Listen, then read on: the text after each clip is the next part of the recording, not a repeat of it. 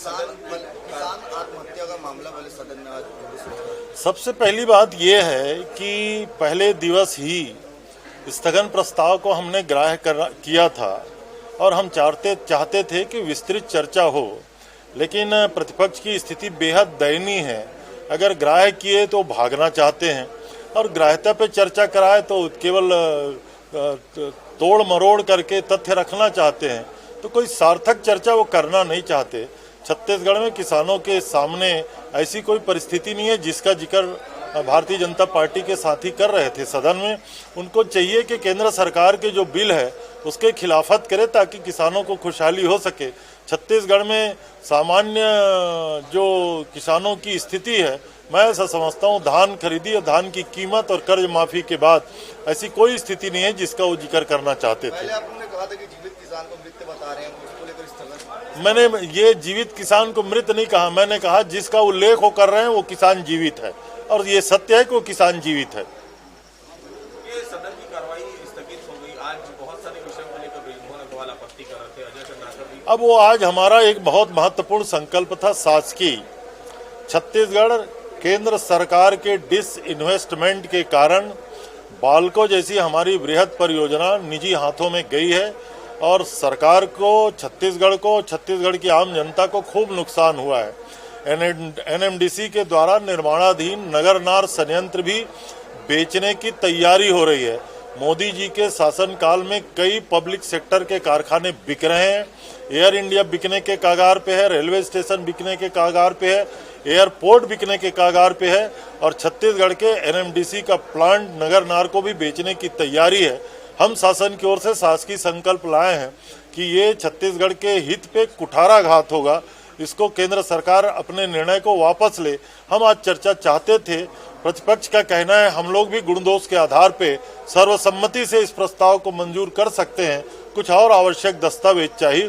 तो हमारे आदरणीय मुख्यमंत्री जी ने बेहद उदारता से उनकी बातों को स्वीकार किया और आने वाले समय में इसमें चर्चा कराएंगे, हम दस्तावेज उनको उपलब्ध करा देंगे। मुख्यमंत्री जी ने आज अनुपूरक बजट भी पेश किया है, क्या डिटेल बताएंगे किस पर? अब अनुपूरक तो परंपरा होती है, जो नए मद होते हैं उसके लिए अनुपूरक लाया जाता है और उससे बजट का जो प्लान जो साइज है उसमें विस्तारित होता है। लगभग 2,500 करोड़ के आसपास का अनुपूरक, 2,500 करोड़ के आसपास का ये अनुपूरक है। आज पेश हुआ है, कल इसकी दिन भर चर्चा होगी तो जो भी तथ्य आएंगे छत्तीसगढ़ के लिए जो विशेष परियोजनाएं हम लोगों ने लागू की हैं और कोविड के चलते जो आवश्यकताएं हैं उसमें इसका उल्लेख किया गया है।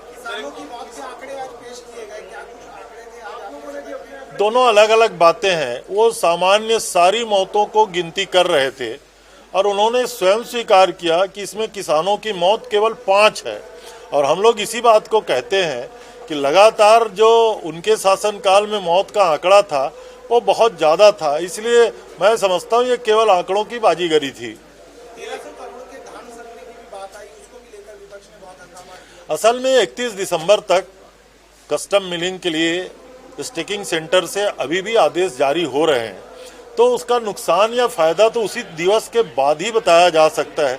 वो अनावश्यक ऐसा हो सकता है भविष्य में, इसलिए ऐसी बातें हो रही थी। मैं समझता हूँ उचित नहीं था। ये एक मामला है कि जो अमृतसर में 4 लोगों की हत्या हुई है, उस मामले में वहाँ के जो सांसद हैं विजय बघेल, उन्होंने केंद्र की समिति से जांच कराए जाने की मांग की। मतलब कहीं ना कहीं राज्य सरकार की जांच पर सांसद जी के बयान पे मैं कुछ नहीं कहना चाहता, वो अपनी बयान दें और वो सक्षम है। अगर केंद्र की समिति से वो जांच कराने की बात कह रहे हैं तो कर लें, लेकिन मैं ऐसा समझता हूं कि बहुत जल्दी छत्तीसगढ़ की पुलिस को आप बधाई देंगे।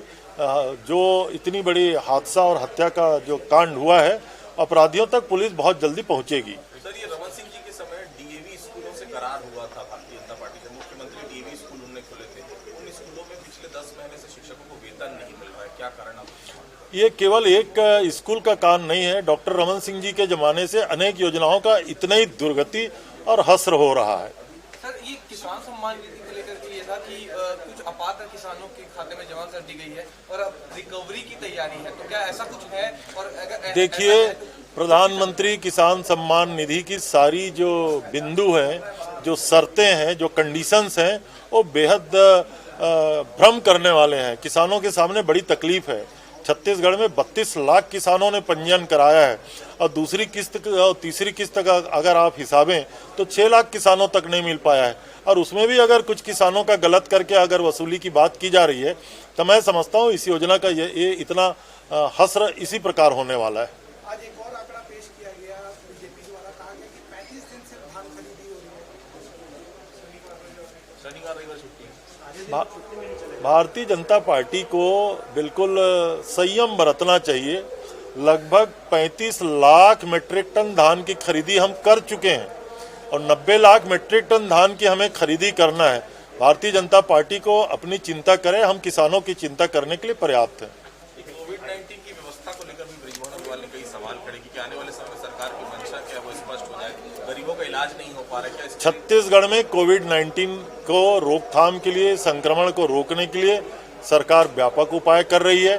माननीय स्वास्थ्य मंत्री जी ने पूरी जानकारी दी है और जहां तक गरीबों का इलाज का सवाल है, सारे शासकीय अस्पतालों में गरीबों के इलाज की निःशुल्क व्यवस्था की गई है।